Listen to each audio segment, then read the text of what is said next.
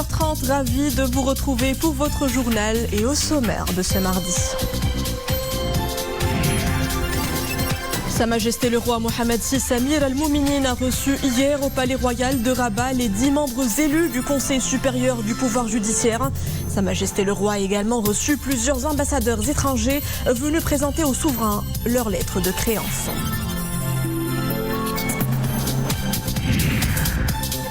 Le gouvernement vole au secours d'un secteur vital sévèrement touché par la crise du Covid. Tout un plan d'urgence est désormais déployé pour sauver le secteur. 2 milliards de dirhams y sont consacrés. Les précisions dans ce journal. Dans un peu plus d'une heure, le Maroc croise le fer avec le Gabon. Les Lions de l'Atlas ont effectué hier leur dernière séance d'entraînement. Des changements sont à attendre dans le 11 de base. Le sélectionneur national fait tourner son effectif au complet. Nous l'écouterons dans la chronique Cannes 2021. Bonsoir, nous vous l'annoncions hier, Sa Majesté le roi Mohamed VI Amir al-Mouminin, président du Conseil supérieur du pouvoir judiciaire, a reçu hier au Palais Royal de Rabat les 10 membres élus du Conseil. Les magistrats et des cours d'appel et les juges ont prêté serment devant Sa Majesté le roi. Mohamed Aïtlishkar.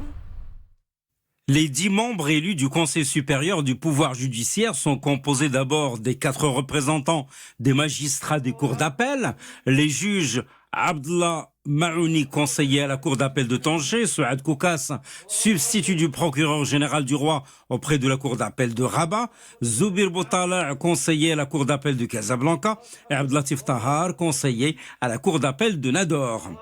Il s'agit également des 6 représentants des juges des juridictions de premier degré. Abdelatif Chentouf, juge au tribunal commercial de Rabat, Younes Zohri, président du tribunal de première instance d'Essaouira, Uthman Loukili, procureur du roi auprès du tribunal de première instance de Targist, Mustafa Rizqi, juge au tribunal de première instance de Mohammedia, Amin El-Malki, présidente du tribunal de première instance d'Azrou, et Nzhamou Safir, juge au tribunal de première instance de Marrakech.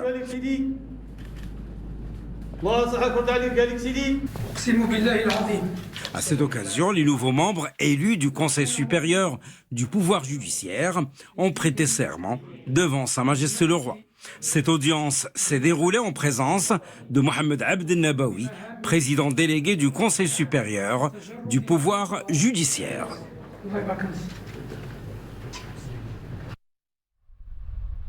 Sa Majesté le roi Mohamed VI a également reçu hier au Palais Royal de Rabat plusieurs ambassadeurs étrangers venus présenter au souverain leur lettre de créance en tant qu'ambassadeurs plénipotentiaires et extraordinaires de leur pays dans le royaume. Nisra El Hamdaoui.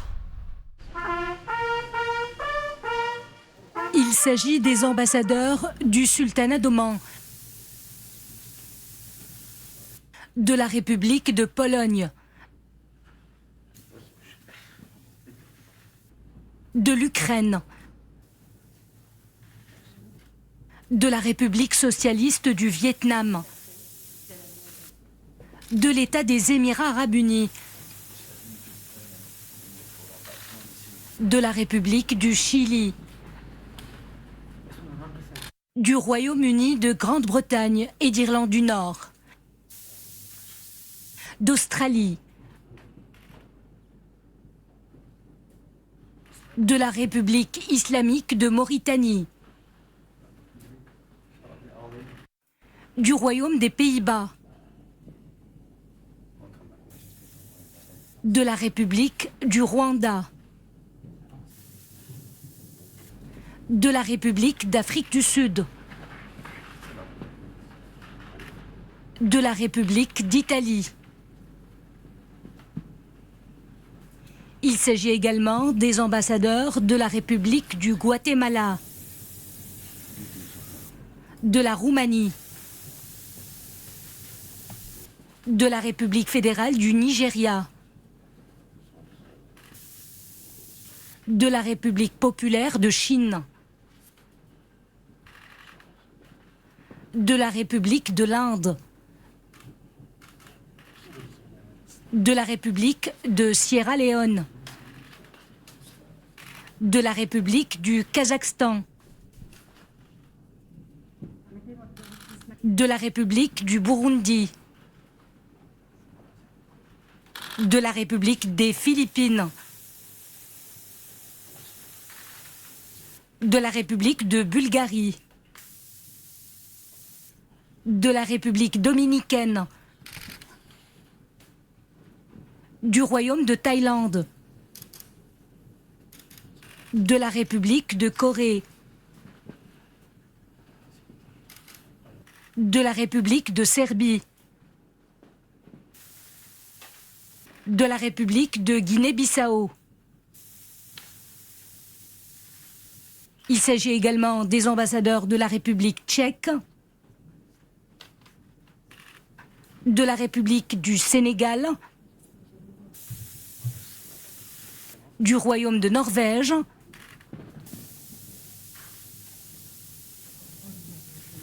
du Royaume de Belgique, de la République populaire du Bangladesh, de la République du Ghana, de la République du Salvador, de la République d'Irlande, du Royaume hachémite de Jordanie,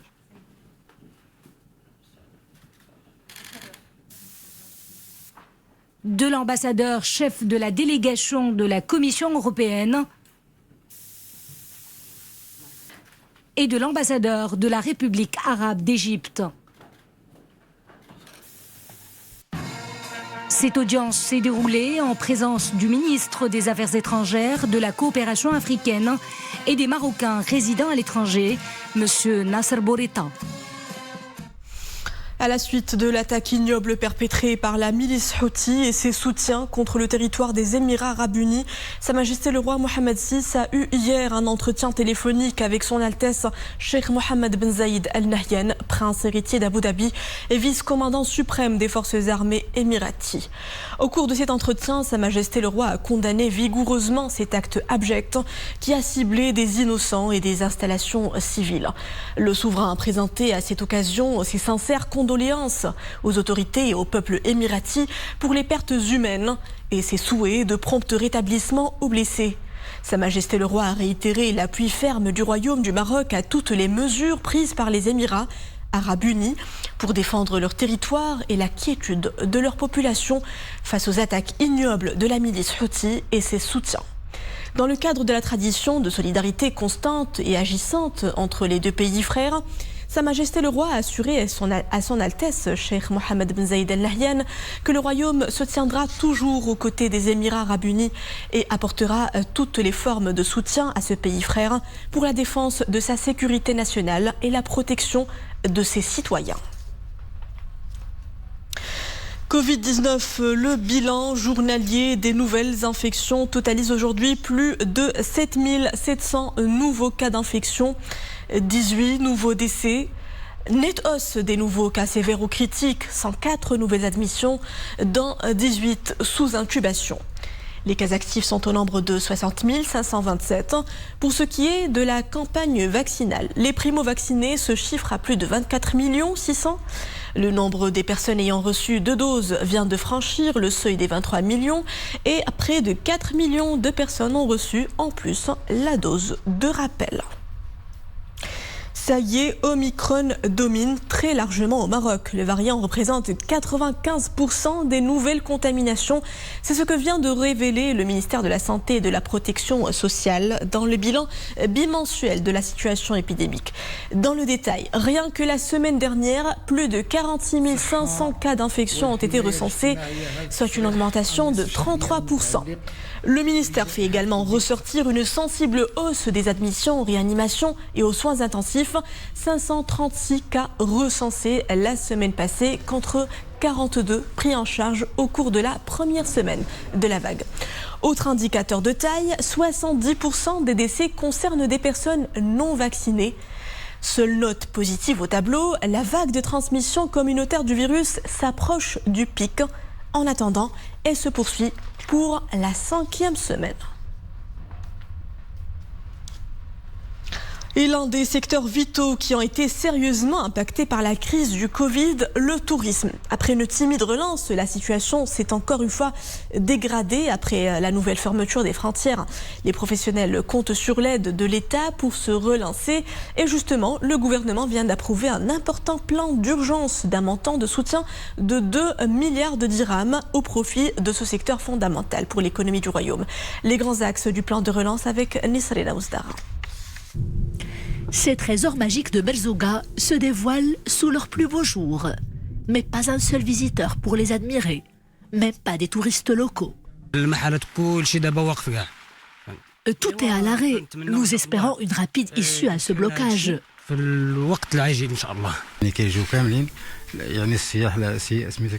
gens de la région vivaient essentiellement des recettes du tourisme. La faible activité domestique est loin de combler le vide imposé par le Covid. Les professionnels du secteur pâtissent sévèrement des répercussions de la crise. Nomades, artisans, artistes lyriques, c'est tellement triste. Les guides touristiques souffrent également et peinent à joindre les deux bouts. Il faut nous aider à nous relever. L'activité est au point mort, les frontières sont toujours fermées. Vivement des actions concrètes en faveur du secteur. Et du concret justement, le gouvernement vient d'en apporter. Un plan d'urgence de 2 milliards de dirhams vient d'être approuvé. Parmi ses principales mesures, prolongement du versement de l'indemnité forfaitaire de 2000 dirhams durant le premier trimestre de l'année en cours. Report des charges dues à la CNSS pendant 6 mois. Moratoire sur les échéances bancaires. Prise en charge par l'État de la taxe professionnelle due par les hôteliers en 2020 et 2021. Nous retenons également l'octroi d'une subvention d'État au secteur de l'hôtellerie pour un montant global d'1 milliard de dirhams. Dialogue social à présent avec la signature d'un accord entre le ministère de l'Éducation nationale, du préscolaire et des sports et les 5 syndicats d'enseignement les plus représentatifs sous la supervision du chef du gouvernement. L'accord porte notamment sur la révision du statut actuel des fonctionnaires du ministère de l'Éducation nationale et la création d'un statut motivant et unifié qui englobe l'ensemble des catégories du système éducatif.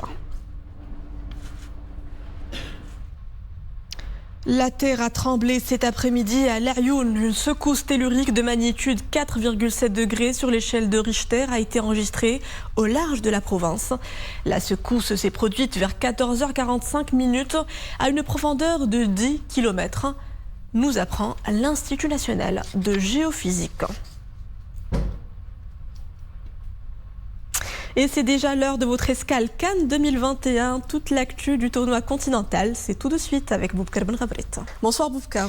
Bonsoir Mariam. Donc dans un peu plus d'une heure, le duel Maroc-Gabon, une rencontre qui clôt la phase des groupes C. L'équipe nationale est partie sur 2 matchs sans défaite, mais la rencontre d'aujourd'hui reste capitale et devra décider qui des 2 sélections occupera la première place. Effectivement, Maroc-Gabon, une rencontre à suivre très attentivement. C'est à partir de 20h, bien sûr. Alors, lors de leur dernière séance d'entraînement, les Lions de l'Atlas étaient presque au complet. Roman Saïs et Ryan Mahé ont effectué des entraînements individuels. Et d'ailleurs, vous voyez sur les images, ce sont les derniers entraînements hier. Des entraînements individuels chacun de son côté en compagnie des membres du staff technique. Le sélectionneur national Wahid Halilovic avait affirmé que lors du match contre le Gabon, nous allons effectuer quelques changements tout en mettant en avant que l'objectif reste le même, c'est-à-dire la victoire.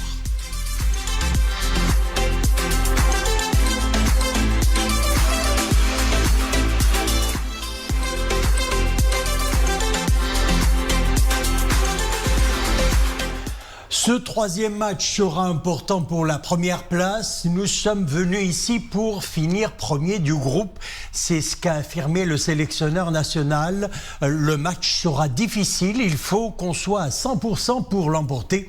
On écoute Wahid Halilovic sur la dynamique du groupe et surtout l'importance d'être aux commandes au classement général.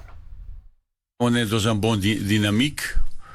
Comme je pense toutes les équipes qui participent de cette CAN, il y a pas mal de problèmes de santé ou de problèmes de blessures.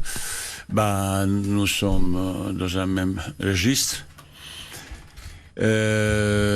Troisième match pour nous c'est important parce que derrière nous c'est bataille pour première place entre Gabon et Maroc. C'est qu'il gagne, il termine premier. Nous sommes venus là pour terminer premier. Vraisemblablement on peut après un petit peu prendre de plus facilité entre guillemets, tirer certains bénéfices quand il est premier pour tirage pour adversaire. Après, quand vous gérez un groupe de joueurs, 28 joueurs pendant un mois, il faut essayer d'utiliser le plus grand nombre de joueurs possible. D'abord pour garder moral à tout le monde. Après, ce fraîcheur physique, c'est très important. Effectivement, la fraîcheur physique, c'est très important, surtout pour ce match face au Gabon. Alors, je rappelle, le match est programmé à 20h. Autre match du groupe C, c'est le Ghana qui affrontera les Comores. Et pour le groupe B, le Malawi et le Sénégal sont à égalité 0 partout. Il reste encore quelques 5 minutes à jouer. Et le Zimbabwe mène face à la Guinée 2-1. Et Boufkar, on termine comme chaque soir par un retour, un flashback sur l'histoire du prestigieux trophée, le Ballon d'Or africain. Et ce soir, nous braquons les projecteurs sur un quintuple champion du Cameroun.